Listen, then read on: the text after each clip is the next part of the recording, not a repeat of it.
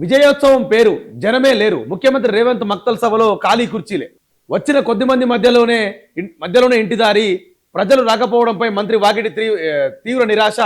సీఎంకు స్వాగతం ఇలాగేనా అంటూ ఆవేదన. ప్రజల తీరు మనసును గాయపరిచిందని విలవిల. ప్రజాపాలన విజయోత్సవాల పేరిట నారాయణపేట జిల్లా మక్తల్లో సోమవారం నిర్వహించిన బహిరంగ సభకు జనం కరువయ్యారు.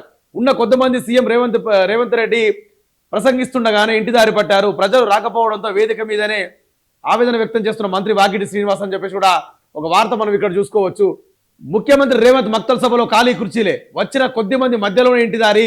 ప్రజలు రాకపోవడంపై మంత్రి వాకిటి తీవ్ర నిరాశ అని చెప్పేసి కూడా లేదంటే వీపులు పగలగొట్టండి, 2 ఏళ్లలో కొడంగల్ లిఫ్ట్ పూర్తి, లేదంటే వీపులు పగలగొట్టండి అని చెప్పేసి కూడా ఒక మాట రేవంత్ రెడ్డి మాట్లాడుకొచ్చిన మాట ఇక్కడ ఉన్నది. ఎక్కడో లోపం జరిగింది. ముఖ్యమంత్రి వచ్చినప్పుడు పెద్ద ఎత్తున స్వాగతం పలికేది ఉండే. మనం అందరం తప్పులు చేస్తాం, తర్వాత బాధపడితే ఏం లాభం? చాలా మంది నా మీద దుమ్మెత్తి పోసినా బాధపడలేదు. ఆ పెద్ద మనిషి మన దగ్గరకు వస్తే ఈరోజు మీరు చేసిన ప్రవర్తన నా మనసు గాయం చేసింది అని సీఎం సభా సాక్షిగా మంత్రి వాకిటి శ్రీహరి ఆవేదన వెలుగుచ్చారు. సోమవారం మక్తల్లో జరిగిన ముఖ్యమంత్రి సభలో ఖాళీ కుర్చీలే కనబడ్డాయంట. సోమవారం మక్తల్లో సీఎం రేవంత్ రెడ్డికి సంబంధించిన ప్రజాపాలన విజయోత్సవాలు. దీన్ని బట్టి ప్రజాపాలన విజయోత్సవాలలో సీఎం రేవంత్ రెడ్డి ప్రసంగిస్తుంటే కంప్లీట్గా జనమే లేరు, ఖాళీ కుర్చీలతో దర్శనం ఇచ్చింది అక్కడ. అయితే వాకిటి శ్రీహరి, మంత్రి వాకిటి శ్రీహరి బాధపడ్డాడంట. అంత పెద్ద మనిషి మన ఏరియాకు, మన నియోజకవర్గానికి వచ్చినప్పుడు గిట్టన మనం స్వాగతం పలికేది. కానీ చాలా అంటే మీరు చేసిన ప్రవర్తన, ప్రజలు చేసిన ప్రవర్తన అంట ఆయన మనసును గాయపరిచిందంట. వాకిటి శ్రీహరి అన్న ఒక్కటి మీరు గుర్తుపెట్టుకోవాలి, ఆయన ప్రవర్తన అట్లా ప్రజలు ప్రవర్తన నచ్చలేదు కదా, మీరు నచ్చలేదు, ఈసారి నాకు నచ్చలేదని మాట్లాడుతున్నారు కదా. ఒక్క మాట నేను సూటిగా అడుగుతున్నా, మీరే సరిగ్గా పరిపాలన చేసి ఉంటే మరి మీ సైడు మీ ప్రవర్తన ఎందుకు మార్చుకుంటలేరు? అసలు మీరే సరిగ్గా పరిపాలన చేసి ఉంటే, మీరే రైతులను ఇట్లా కళ్ళలో పెట్టుకొని చూసుకొని, కడుపులో పెట్టుకొని చూసుకొని ఉంటే ఈరోజు ఇట్టుంటుంటే నా మీ మీటింగ్. అసలు మీరు అంటే మిమ్మల్ని ప్రజలు ఎంతవరకు తిరస్కరిస్తారు, ఎంతవరకు వ్యతిరేకిస్తారు అనేది మీకు అర్థం కావచ్చు ఇప్పటికైనా సరే. ఒక మాట అర్థం చేసుకోవాలి, ప్రజలు నిన్ను మోసం చేసిర్రు, ప్రజలు మమ్మల్ని పట్టించుకోవట్లేదు అని చెప్పేసి మీరు అంటారు కదా, ఇట్లా అవమానం చేస్తున్నారని చెప్పేసి సీఎంకు స్వాగతం ఇలాగేనా అంటూ ఆవేదన. ప్రజల తీరు మనసును గాయపరిచిందని విలవిల అని మీరు మాట్లాడుతున్నారు కదా. మీ రేవంత్ రెడ్డి, మీ గవర్నమెంట్ మీరు చేసిన గాయాల ముంగట గీదే పెద్ద అదనుకుంటురా?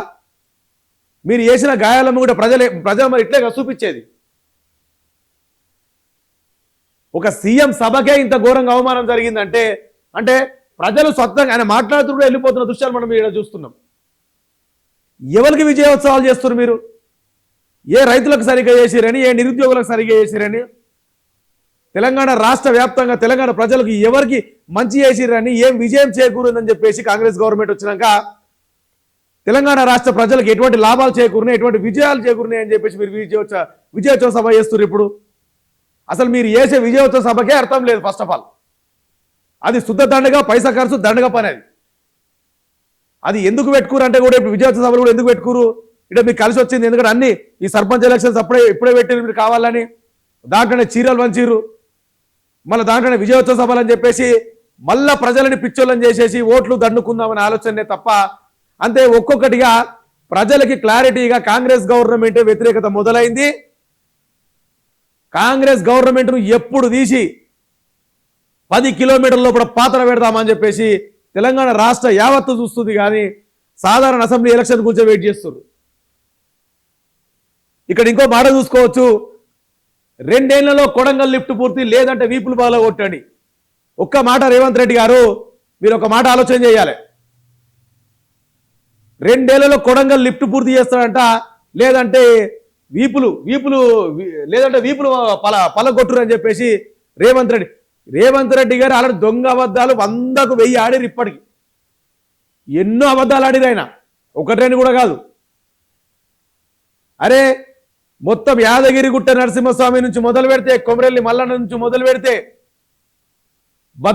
భద్రకాళి టెంపుల్ నుంచి వరంగల్ మొదలు పెడితే, ప్రతి ఒక్క అమ్మవారు సమ్మక్క సారక మొదలు పెడితే, ప్రతి ఒక్క అమ్మవార్ల మీద, ప్రతి ఒక్క దేవుని మీద ఎలక్షన్ల కూడా ఒట్టేసి ఇప్పటిదాకా వచ్చిండు ఆయన. ఇన్ని ఘనం ఓట్లేసినా కూడా ఒక్క పని చేయలేవు. మళ్ళా ఈరోజు కొడంగల్ లిఫ్ట్ పూర్తి చేయకపోతే వీపులు పగలగొట్టాడని చెప్పేసి మళ్ళీ అవే డైలాగులు, అవే పాత డైలాగులు, పనికిరాని డైలాగులు, డబ్బా డైలాగులు. రేవంత్ రెడ్డి గారు మీ మాటలు ప్రజలు నమ్మే పరిస్థితిలో లేరు. ఈపులు పలగొట్టుడు పక్కకు పెట్టుర్రి మీరు అన్న మాటకి. ఈపులు పలగొట్టుడు దేవుడేరు, కానీ ఒక్కసారి మీరు ఎలక్షన్లు పెడితే మాత్రము మీ ఏమిటి ఈవీఎంలు వాళ్ళకి కొడతారు ఖచ్చితంగా. వాళ్ళ ఓట్లతోటి మీకు ఆపోజిట్ చేసి ఓట్లతోటి కాంగ్రెస్ ఖచ్చితంగా 10 కిలోమీటర్ల బొంద పెట్టడానికి కూడా రెడీగా ఉన్న తెలంగాణ పబ్లిక్ అని చెప్పేసి కూడా మనం ఆలోచన చేసుకోవాలి. మీరెందుకు ఈపుల వల్ల కొట్టడానికి మాట్లాడడం? వాళ్ళు రెడీ ఊరు, మీరు ఎలక్షన్లు పెట్టరు, ఈపుల వాళ్ళకి కొడతారా మరి ఇంకేం వాళ్ళకి కొడతారో కూడా మీకే తెలిసిపోతుంది. అది షేర్ చేయండి, లైక్ చేయండి, సబ్స్క్రైబ్ చేయండి. మరిన్ని వీడియోల కోసం బెల్ సింబల్ పై క్లిక్ చేయండి.